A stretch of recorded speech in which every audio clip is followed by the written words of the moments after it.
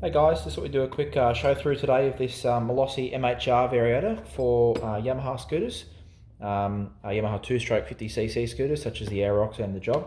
So I'm going to go ahead and pop this open and we'll show you what you get in the kit. Okay, here we are. So you'll see straight away compared to the standard Multivar 2000 kit, this is a pretty in-depth kit. You'll see it comes immediately with two sets of rollers. And it also comes with the Ventivar outer pulley, which is really nice. This Malossi one's actually really quite light as well. Same sort of star key design as the stock Ventivar.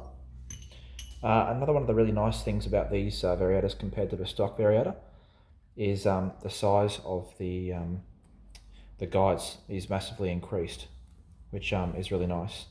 Gives you a bit more, a bit tougher and a bit more wearability.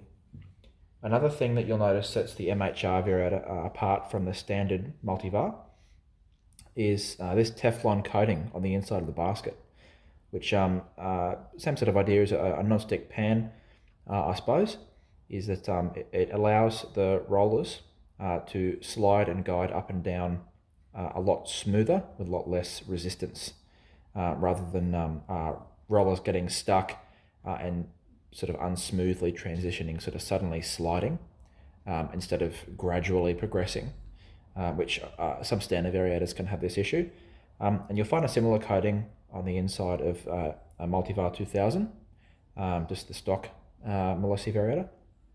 But inside this, it's definitely increased, and you can actually feel that it's really quite smooth. So it's a really beautiful finish.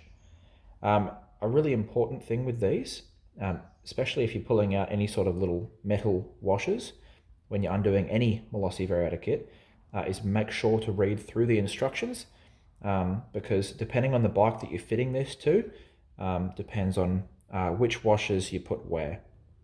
Very important, particularly with these MHR Variators.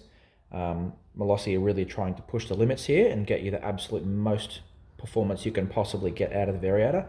So often they make sort of some different changes around the place to try and get the most out of it. So really important that you read through the instructions and work out precisely where these washers are going. On that note, this here, plastic washer, Malossi are insistent on putting these in. That is just a restrictor washer, so you can literally just toss that straight in the bin. You'll see as well these come with the red spring as opposed to the white spring in the stock kit.